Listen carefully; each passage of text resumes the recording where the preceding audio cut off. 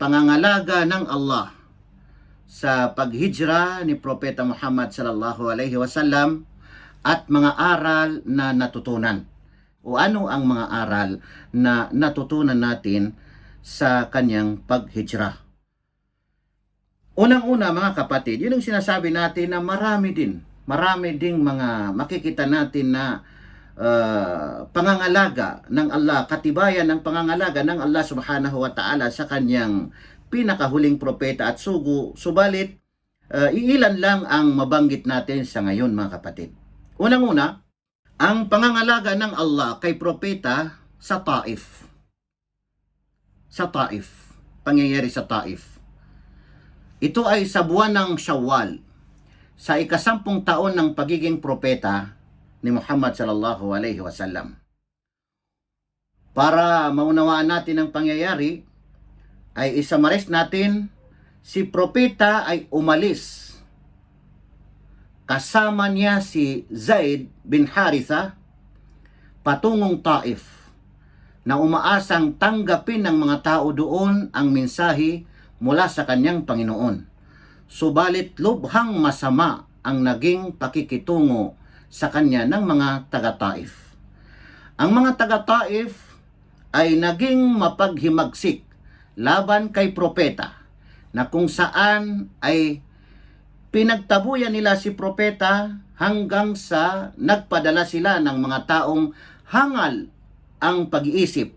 Kasama na dito ang mga bata.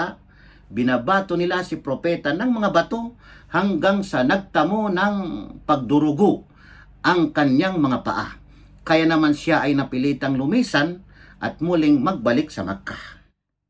Makikita natin ang pangangalaga ng Allah subhanahu wa ta'ala.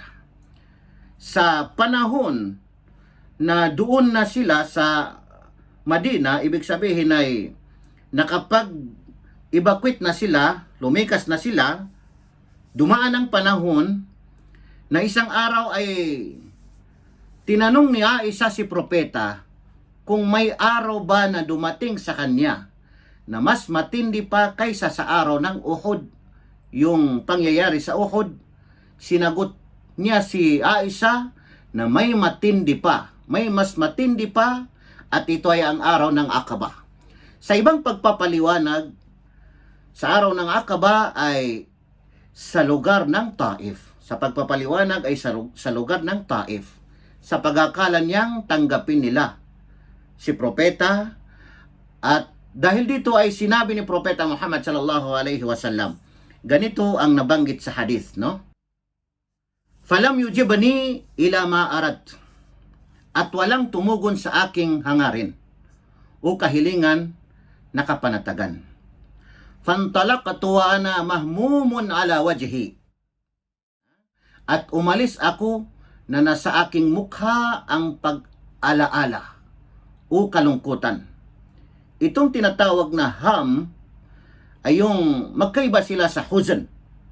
Puro kalungkutan rin sila, pero ang huzn ay kalungkutan na nangyari na. Pero itong ham ay kalungkutan na hindi pa nangyari. Nag-alala ka o kaya nalulungkot ka sa mangyayari. Falam astafiq illa wa ana biqarni tha'alib, at wala akong mapupuntahan. Si Propeta Muhammad sallallahu alaihi wasallam ay wala siyang mapupuntahan para mahimasmasan ang kanyang pagkabalisa at pag-alaala. Sabi niya, at wala akong mapupuntahan maliban sa ako ay napunta sa isang maliit na bundok. Itong tinatawag na Qarnu Tha'alib ay Jabalun bayna Makkah wa Taif. Isang bundok sa pagitan ng Makkah at saka Taif. Doon si propeta pumunta. Farafa'tu ra'si. Ito ay hadith ni propeta. Farafa'tu ra'si, at iniangat ko ang aking ulo. Fa'idha ana bisahabatin qad azallatni, at ako ay nasa silong ng ulap. Fanazartu fa'idha fiha Jibril fanadani, at tiningnan ko at nandoon si Jibril at tinawag niya ako. Ano ang sinabi ni Jibril? Faqala inna Allah qad sami'a qawla qawmika lak wa ma raddu alayk. At sinabi niya, katotohanan na ang Allah ay narinig niya ang sinabi sa iyo ng iyong pamayanan at kung ano ang isinukli nila sa iyo. Wa qad ba'atha malakal jibali lita'murahu bima syi'ta fihim. At katiyakan na ipinadala ng Allah sa iyo ang anghel ng kabundukan upang iyong pag-utusan ito sa anumang nais mong mangyari sa kanila. Tingnan ninyo, mag-utos si propeta kung anong gusto niya na mangyari sa mga taong taga-Taif, no? Sa mga tao na yan na, ibig sabihin, nagdulot ng kapinsalaan kay Propeta Muhammad sallallahu alaihi wasallam. Fanadani malakul jibal fasallama alayya. At tinawag ako ng anghel ng kabundukan at nagbati siya sa akin ng kapayapaan. Thumma qala ya Muhammad. Pagkatapos ay sinabi niya, O Muhammad, faqala dhalika fima syi't. At sinabi niya ito tulad ng sinabi sa iyo ni Jibril o tulad ng narinig mo kay Jibril. Ano mang nais mong mangyari sa kanila ay mangyayari. In syi'ta an atbika alayhimul akhshabain. Kung nais mo ay itakip ko sa kanila ang dalawang malaking bundok. Ibig sabihin ng atbak, min atbak na idza ja'ala shay'a fawqa shay'. Gagawin ang isang bagay sa ibabaw ng isang bagay. Ibig sabihin ay ipapatong ang isang bagay sa isang bagay. Muhitan bi jami'i jawanibihi. At matatakpan niya lahat ng mga paligid nito. Matatakpan niya lahat. Ang akshabay naman ay mayroong nakapagbanggit sa pagpapaliwanag na ito yung malaking bundok sa Makkah, na ito yung bundok na Abu Qubais at saka ang isa ay Qayqi'an. Okay? Faqala Nabi sallallahu alaihi wasallam, at sinabi ng propeta na si Propeta Muhammad sallallahu alaihi wasallam, bal arju an yukhrijallahu min aslabihim man ya'budullaha wahdahu la yushriku bihi syai'a.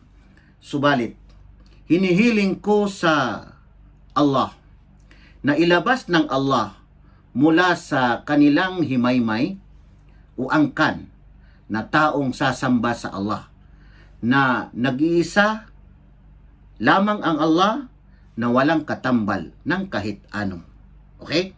So, imbis na aproba ni Propeta Muhammad sallallahu alaihi wasallam ang anghel na kung ano man ang gusto niyang hilingin na mangyayari ay mangyayari sa mga tao na yon.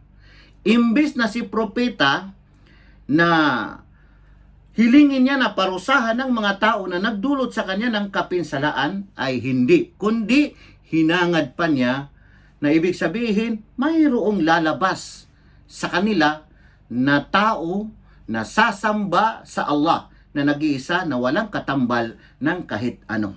Okay. Sa pamagitan ng nabanggit natin, ano ang aral na napulot natin dito? Hindi pinabayaan ng Allah ang kanyang propeta. At napakabuti ang ugali ni Propeta Muhammad sallallahu alaihi wasallam, sapagkat hindi siya humiling ng kapahamakan sa kanyang pamayanan. Kaya maghangad tayo ng kabutihan sa ating kapwa. Hindi yung kapag mayroong nagawa sa atin ng ating kapwa, ay maiisip na natin na patayin, saktan o suklian ng hindi rin maganda. Hindi yun mainam. Tingnan natin, gawin nating huwaran si Propeta Muhammad sallallahu alaihi wasallam. Pangalawa, ang pangangalaga ng Allah kay Propeta sa kanyang pag-anyaya, yung pagdadawa, pag-anyaya ni Propeta Muhammad sallallahu alaihi wasallam. Sa panahon ng Hajj, sa ika-11 taon ng pagiging propeta ni Propeta Muhammad sallallahu alaihi wasallam. Para mas lalo nating maunawaan, yumakap sa Islam ang 6 na mga kalalakihan na taga Yathrib na mula sa tribo ng Khazraj. Sa panahon ng Hajj, sa ika-12 taon ng pagiging propeta ni Muhammad sallallahu alaihi wasallam, yumakap sa Islam ang 12 mga kalalakihan na taga Madina. Ang 10 ay mula sa tribo ng Khazraj at ang 2 ay mula sa tribo ng Aus. Sila ay nagkaroon ng unang panunumpa ng katapatan sa puok ng Aqaba. Ito yung tinatawag na Bay'atul Aqaba al-Ula. Sa panahon din ng Hajj, sa 13 taon ng pagiging propeta ni Muhammad sallallahu alaihi wasallam, dumating sa Makkah ang 73 katao, kabilang sa kanila ang 62 katao mula sa tribo ng Khazraj at 11 katao mula sa tribo ng Aus, at kasama na dito ang 2 babae na yumakap sa Islam. Okay? Bali, total nila lahat ay 73. Dumating sila sa Makkah from Madina. At sila ay nagkaroon ng pangalawang panunumpa ng katapatan sa puok ng Aqaba. Ito yung tinatawag na Bay'atul Aqaba Ath-Thaniya, kung saan naganap ang unang panunumpa ng katapatan. Ano ang aral na napulot natin dito?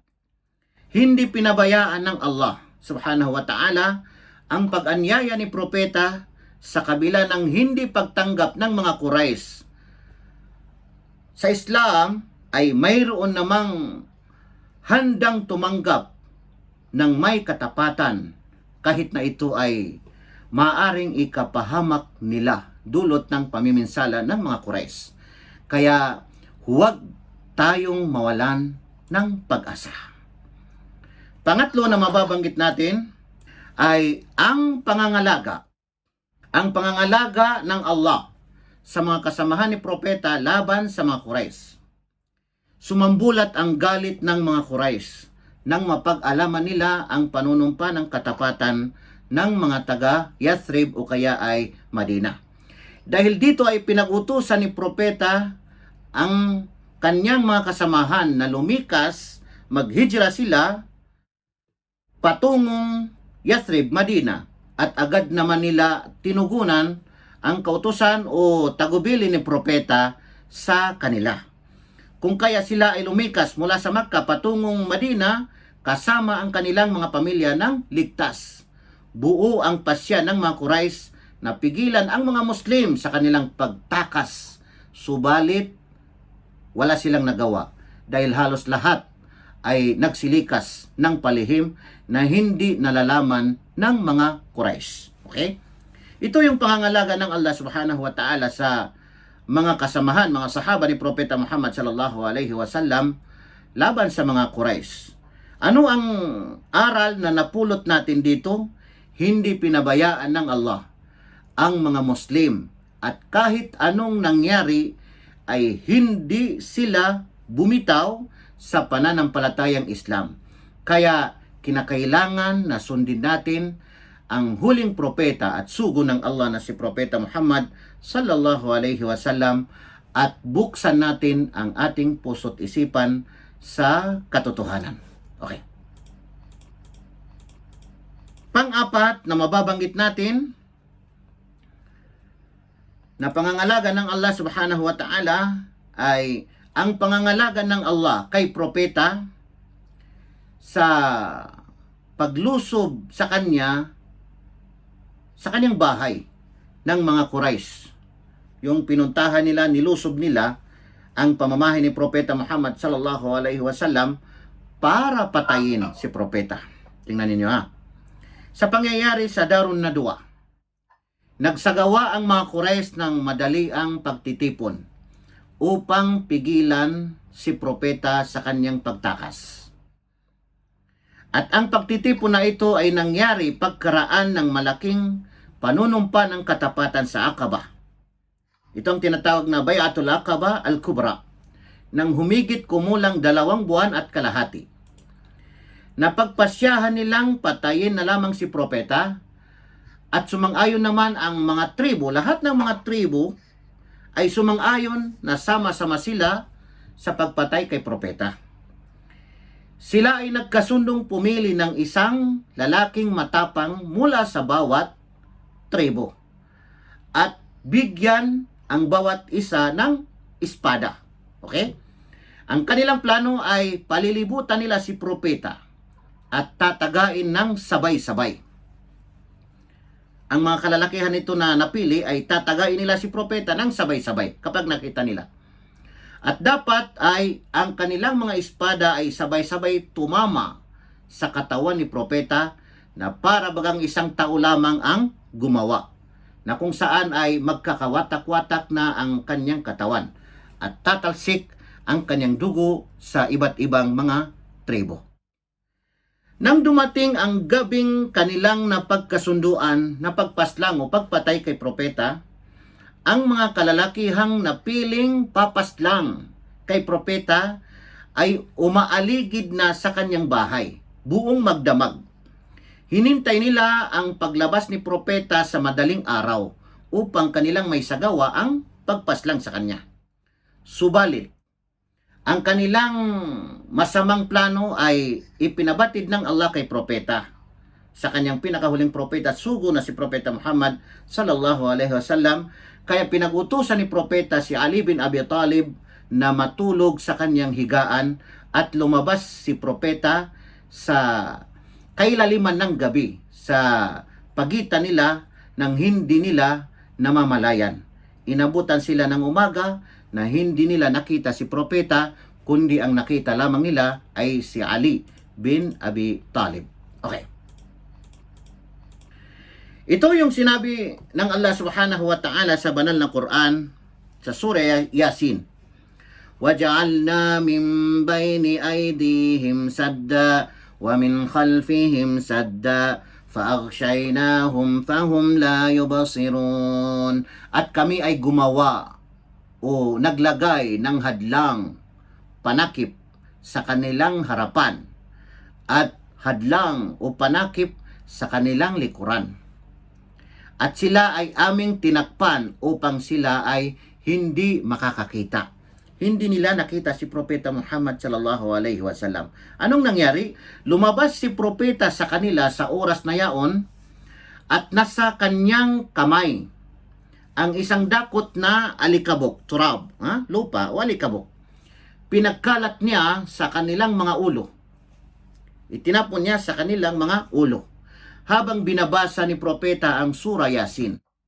Hanggang sa makarating siya sa talatang ito na nabanggit natin na waja'alna min bayni aydihim sadda wa min khalfihim sadda faghshaynahum fahum la yubsirun. Okay? Sa ating mga kapatid na mga matatanda, mga magulang sa Pilipinas, ay talagang inaalagaan nila itong talata nito. Napakalaking bagay ito para sa kanila, no?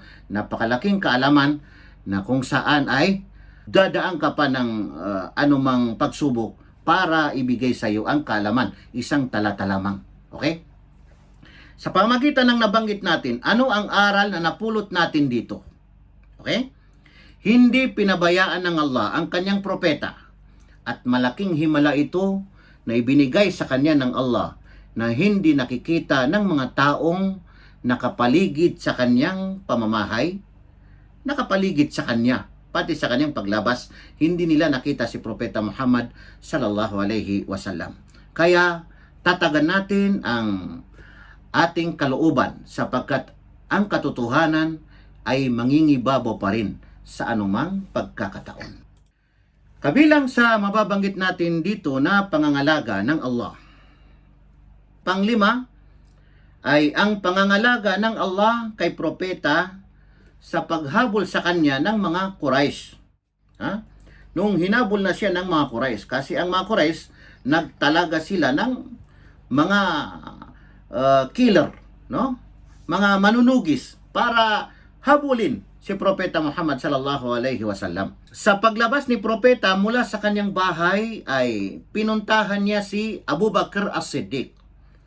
At lumakad na silang dalawa hanggat sa nagkubli sila sa isang kuweba na itong tinatawag na Gar Thawr. Na natili sila roon ng 3 gabi. Gabi ng Biyernes, Sabado at Linggo. At nagpatuloy na sila sa kanilang paglalakbay patungong Madina sa gabi ng Lunes. Tandaan natin na kapag sinabi sa Islam na gabi, ay ibig sabihin pag gabi ay katulad nito, gabi ngayon at bukas ay Sabado, gabi ng Sabado. Yun, gabi ng Sabado ngayon. Hindi katulad sa nasanayan natin sa English na ginagamit natin na araw-araw, pag sinabi ngayon na gabi, ibig sabihin ito ay gabi ng Biyernes. Pero sa Islam, pag sinabi na gabi, kung ngayon, halimbawa ngayon ay kanina Friday, ngayong gabi, ay ang tawag dito ay gabi ng Sabado. Okay? Dahil dito ay nagpadala ang mga Quraysh ng mga tao sa bawat dako na tutugis kay propeta. Nagtalaga pa sila ng malaking pabuya sa sino mang makakahuli kay propeta, buhay man o patay. Hanggang sa nakarating na ang mga manunugis sa kuweba kung saan naroroon si propeta at si Abu Bakr as-Siddiq. Okay. Makikita natin dito ang pangyayari na sinabi ni Abu Bakr. Ayon sa naisalaysay ni Anas, ayon kay Anas, an Abi Bakrin radhiyallahu anhu qal, ayon kay Abu Bakr, kalugdan siya ng Allah, kanyang sinabi, Qultu lin Nabiy sallallahu alayhi wasallam, sinabi ko kay propeta sallallahu alayhi wasallam, wa ana fil ghar, at ako ay nasa kuweba. Sila ay nasa kuweba. Law anna ahadahum nazara tahta qadamayhi la absarana. At kung ang isa sa kanila ay tumingin sa baba ng kanyang mga paa, lumingon sa baba, kasi nakatay sila doon. Si propeta at si Abu Bakr ay doon lang sa kuweba, sa baba. Halos doon na sila nakatay sa butas ng kuweba. Kung tumingin lang ang isa sa kanila sa baba, sa ilalim ng kanyang paa, ay tiyak na makikita niya kami. Ibig sabihin ay makikita nila si propeta at si Abu Bakr as-Siddiq. Faqal, at sinabi ni propeta Muhammad sallallahu alaihi wasallam kay Abu Bakr, ma zannuka ya Abu Bakr bi ithnaini Allahu thalithuhuma. Ano sa palagay mo, Abu Bakr? Ano ang masasabi mo? Ano sa palagay mo, Abu Bakr? Si Abu Bakr as-Siddiq, siya ang unang khalifa. Ano sa palagay mo, Abu Bakr, sa dalawang tao? Ang pangatlo nila ay ang Allah subhanahu wa ta'ala. Kapag tiningnan naman natin ang banal na Quran, ay makikita natin sa Surah At-Tawbah na sinabi ng Allah subhanahu wa ta'ala, إِذْ يَقُولُ لِصَاحِبِهِ لَا تَحْزَنْ Inna Allah ma'ana. At kanyang sinasabi sa kanyang kasama, itong kanyang sinasabi, ibig sabihin, sinasabi ni Propeta Muhammad sallallahu alaihi wasallam sa kanyang kasama na si Abu Bakr, La tahzan, inna Allah ma'ana. Huwag kang malumbay o huwag kang mangamba, huwag kang malungkot. Okay? Nabanggit na natin kanina ang kaibahan ng huzn at saka ham. Yung huzn ay nangyari na o nangyayari na. Itong ham ay hindi pa nangyayari. Huwag kang malungkot. Katotohanan ang Allah ay kasama natin. Okay. Hindi ang pangangamba ni Abu Bakr ay para sa kanyang sarili. Nangangamba siya na natatakot siya halimbawa na mamatay para sa kanyang sarili. Hindi yun. Kundi nangangamba si Abu Bakr as-Siddiq para kay Propeta Muhammad sallallahu alaihi wasallam. At sinabi ni Abu Bakr, sa isang nabanggit sa kasaysayan, in uqatal fa ana rajulun wahid wa in qutilta halakatil ummah. Kung ako ay mapatay, ibig sabihin mapatay nila, ako ay isang lalaki lang na namatay. Ako ay isang lalaki lang. Normal. Wain kutilta, subalit kung ikaw o Muhammad ang mapatay, halakatil ummah. Mapapahamak na ang ummah. Mapapahamak na ang pamayanan. Tingnan ninyo. Nabanggit sa kasaysayan na habang sila ay naglalakad, ay isang oras, si Abu Bakr ay nasa unahan ni propeta. at isang oras naman ay nasa likuran ni propeta. Ganun na ang ginagawa ni Abu Bakr As-Siddiq. Isang oras habang naglalakad sila sa unahan. Maya-maya naman, dito naman siya sa bandang likuran ni Propeta Muhammad sallallahu alaihi wasallam. Ganun ang pangangamba ni Abu Bakr As-Siddiq. Inaalagaan niya si Propeta Muhammad sallallahu alaihi wasallam. Okay? Ngayon, ano ang aral na napulot natin dito? Hindi pinabayaan ng Allah ang kanyang propeta at makikita natin dito ang pag-alala ni Abu Bakr As-Siddiq para sa mga pamayanan ni propeta. Hindi para sa kanyang sarili, kundi para kay propeta, para sa mga pamayanan ni Propeta Muhammad sallallahu alaihi wasallam. Kasi kung mamatay si propeta sa panahon na yaon, ay mawawasak na, mapapahamak na ang mga umma. Paano na lalaganap ang pananampalatayang Islam na mahinang-mahina pa ang mga Muslim. Kaya huwag tayong malungkot sa anumang pagsubok na dumarating sa atin sapagkat tayo ay mahal ng Allah subhanahu wa ta'ala.